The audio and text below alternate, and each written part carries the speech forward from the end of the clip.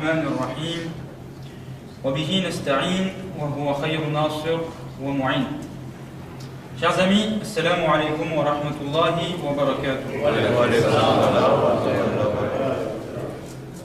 Nous avons commémoré pendant ce Ashura le martyre de Karbala, la tragédie de Karbala, et nous connaissons les malheurs endurés par notre imam. Nous les avons entendus. N'était-ce pas des souffrances lorsque l'imam Hussein a vu la flèche sur la poitrine de son jeune fils Ali Akbar? N'était-ce pas des adversités lorsque devant ses yeux, son fils Ali Asghar de 6 mois perd la vie face à la cruauté des alims? N'était-ce pas des difficultés quand il a dû dire adieu à sa fille Sakina, celle-là même qui avait l'habitude de dormir sur sa poitrine chaque soir? Et pourtant, mes chers amis, lors du shahadat de notre imam, lors de ces derniers instants, ces versets ont été récités. Bismillahirrahmanirrahim. Ya ayyatuhan nafsul mutma'inna irji'i ila rabbiki radiyatan mardiyya fadkhuli fi ibadi wadkhuli jannati. Ô toi, âme apaisée, reviens à ton Seigneur satisfaite et agréée. Entre donc parmi les serviteurs et entre dans mon paradis. Nous vivons tous des malheurs. Nous devons faire face à des adversités dans nos vies. Lorsque cela nous arrive, notre cœur est tourmenté. Et pourtant, regardez l'imam Hussein. Comment son âme est-elle qualifiée? Est-elle qualifiée de tourmentée? Non, pas du tout. Ô toi, âme apaisée, nafsul mutma'inna. L'imam Hussein, malgré ce qu'il endurait, il était apaisé. Et nous serons tous d'accord que nos malheurs ne sont rien comparés aux adversités de l'imam Hussein à l'islam. Alors, comment a-t-il fait? Ne pouvons-nous pas, nous aussi, partout et toujours, être dans cet état de paix intérieure? Pourquoi cette question est-elle importante? Pourquoi la paix intérieure est-elle importante? Eh bien, imaginez l'inverse. Quelqu'un dans un état de tourmente. Le cœur n'est pas serein. Dans un tel état, nous devenons comme des malades, n'ayant plus envie de rien faire. Ainsi, l'état d'apaisement et de sérénité est important pour pouvoir agir, pour pouvoir faire le bien autour de nous. Voyez la détermination et la force de Hussein à Karbala. La paix intérieure apporte cette force et cette détermination. Prenons exemple sur Hussein. Prenons exemple sur Qasim, qui est tellement dans un état serein que lorsque son oncle lui demande comment il trouve la mort, il répond: la mort est à mes yeux plus douce que le miel. Chers amis, nous sommes les partisans de Ali. Ce même Ali qui, lorsque l'épée de Ibn Muljim frappa sa tête, il proclama: Fustu wa Rabbil Kaaba. Mon kamiyab baino, j'ai atteint le succès par le Seigneur de la Kaaba. Notre place dans ce monde, notre martabo, doit être à la hauteur de nos imams dont nous nous réclamons. Nous devons être comme des étoiles sur cette terre. C'est facile de dire je suis un Shia et Ali, un partisan de Ali. Mais soyons-le dans nos actes, un vrai partisan de Ali, tel Malik Ashtar, tel Abu Dhar al-Ghafari, tel Salman al-Farisi, cherche à devenir comme le prophète, comme Imam Ali, comme Imam Hussein, etc. Que l'imam de notre temps, l'imam al-Zaman, parle de nous avec fierté. Nous sommes ses compagnons. Vous vous rappelez comment l'imam Hussein parlait de ses compagnons à lui? Il dit: oh Allah, je ne connais pas de famille plus bienfaisante, plus vertueuse et plus immaculée que la mienne, ni de partisans meilleurs que les miens. Que l'imam Zaman soit fier de nous, de la même façon. Et pour cela, il nous incombe d'être des modèles, de propager la paix autour de nous. Appliquons ce hadith du prophète qui dit: Ifshu salam, répandez la paix autour de vous. Je suis toujours touché par ces versets du Coran qui sont, à mon sens, une expression de l'amour de Dieu pour nous. Sourate 2, verset 30. Et lorsque ton Seigneur confia aux anges: je vais établir sur la terre un vicaire, un calife, ils dirent: vas-tu y désigner un qui mettra le désordre et répandra le sang? C'était la réponse des anges. Et c'est ce que nous observons, n'est-ce pas? Les hommes répandent le désordre et le sang sur terre. Mais que répond Dieu à ces anges qui l'interrogent?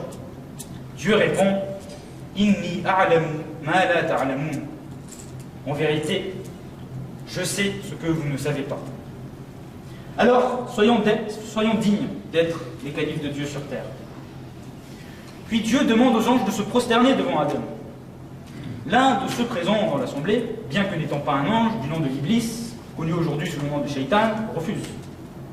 Voyez comme Dieu a de l'estime pour l'être humain.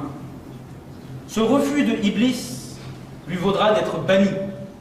Ce serviteur assidu de Dieu, qui avait le martabo, le niveau d'un ange, a perdu sa place parce qu'il a refusé d'honorer Adam, qui représente par sa position de père de l'humanité l'ensemble de l'humanité. Alors revenons à cette paix intérieure. Cette paix intérieure est une étape pour que nous prenions modèle sur nos images, pour que nous devenions des califes de Dieu sur terre, que nous soyons des intermédiaires de Dieu, que nos mains soient celles à travers lesquelles Dieu donne, que nos cœurs soient ceux à travers lesquels Dieu aime. Comment atteindre la paix intérieure? Comment atteindre l'état de sérénité? Itminan et qalb. Vous aurez chacun vos réponses. Il y en a beaucoup. Et j'aimerais aujourd'hui me concentrer sur un point qui est la liberté. Je considère que la liberté est une condition nécessaire à la paix intérieure. J'entends ici liberté au sens de pouvoir réaliser la maxime que le philosophe allemand Nietzsche a formulée, qui dit « Tu n'as qu'un seul devoir, deviens ce que tu es ». Hussein n'a-t-il pas agi en homme libre lorsqu'il a préféré la mort à prêter l'allégeance à un tyran? Il a suivi ce que lui dictait son cœur. C'est le fait d'être cohérent avec soi-même. La dignité de Hussein était là. Et qu'importait le prix à payer, Hussein ne ferait pas le bayat d'un tyran. Hussein ne se trahirait pas, il ne trahirait pas ses valeurs et ses principes. Cette décision de Hussein prise librement lui a donné de la force et du sens dans ce qu'il faisait. Il savait pourquoi il faisait cela, pourquoi il quittait Médina. Et qu'importait ce que les gens disaient. Beaucoup ont tenté de dissuader l'imam Hussein, de lui dire de rester à Médina. Mais lui savait pourquoi quitter Médina. Il savait quelle était sa mission. Et comme il le dit à Muhammad et Hanafiya, je ne suis point sorti en injuste ou en prévaricateur, mais plutôt en quête de réforme, islah, dans la communauté de mon grand-père. Je veux ordonner le convenable, interdire le blâmable, et suivre la marche de mon grand-père et de mon père. Alors, c'est le premier point que j'aimerais avancer. La liberté nécessite la délibération, ou la réflexion. Je dois être l'artiste de ma vie, savoir pourquoi je prends telle décision. Et ce n'est que là, une fois que j'aurai réfléchi, que j'aurai moi-même décidé de ce que je veux, que je pourrai être apaisé. Et quoi qu'il m'arrive, je saurai que c'est moi qui ai choisi ma destinée. On trouve un bel exemple de cette détermination dans le récit de Karbala. Nous sommes la veille de Ashura. L'imam dit à ses compagnons qu'ils peuvent partir. Il leur dit « Dispersez-vous dans l'obscurité de la nuit ». Il éteint les lumières pour qu'ils n'aient pas honte. Et que répondent ses compagnons? Écoutez la réponse de Zuhayr ibn Qaym. Il dit au fils du messager d'Allah, « J'aurais aimé être tué, puis ramené à la vie, puis tué jusqu'à me faire tuer 100 fois, pour que Allah épargne ta vie et celle de ceux qui sont avec toi. » Vous voyez la détermination. Lorsqu'on a pris une décision délibérément, avec réflexion, dans leur cas, celle de rester avec Hussein, dans le camp de la justice, dans le camp du bien. Regardez aujourd'hui, nous sommes stimulés de partout, par les publicités, par ce que les gens attendent de nous. Et surtout, nous manquons de temps. Enfin, est-ce que nous manquons de temps? Ou bien est-ce que nous avons peur de soi-même? Par exemple, pourquoi a-t-on peur de l'ennui? Pourquoi a-t-on peur de s'ennuyer? Pourquoi s'empresse-t-on de sortir notre téléphone dès que nous avons un temps mort, un métro en retard, ou tout autre temps mort? La réflexion, une délibération demande du temps. Et l'ennui est un temps qu'on pourrait valoriser pour cela. C'était un premier point, la réflexion, la délibération. La liberté a besoin d'un autre un autre point, un autre aspect. C'est la connaissance de soi. Vous savez, c'est comme les informations dans les médias. Si on n'a pas toutes les informations, ou si elles sont fausses, l'opinion qu'on va se faire, notre jugement, sera forcément biaisé. C'est la même chose pour soi-même. Si on ne se connaît pas bien, si on se connaît mal, eh bien on prendra des décisions biaisées. On suivra ce qu'on nous dit. Qu'est-ce qui est bien pour Hussein? Est-ce de rester à Medina et cautionner un tyran, ou bien à se mourir pour ses principes et ses valeurs? Alors les gens conseillent, les gens disaient à Imam Hussein de rester. Il faut évidemment les écouter, peser le pour et le contre. Mais la décision finale revient à soi-même, parce que c'est soi-même qui connaît soi-même. Et cette connaissance de soi est tellement importante que nous avons ce hadith qui dit « Man arafa nafsa, faqad arafa rabba » La connaissance de soi a un mérite tellement haut que le hadith dit « Celui qui se connaît soi-même, la connaissance de soi, celui-là connaît son Seigneur. »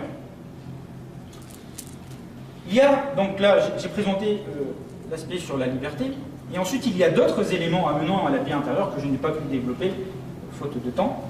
Mais j'aimerais juste dire un mot sur le verset du Coran qui dit « Ala bi dhikrillahi tatma'innul qulub » N'est-ce pas dans le souvenir de Dieu, dans le rappel de Dieu, que se trouve la paix des cœurs?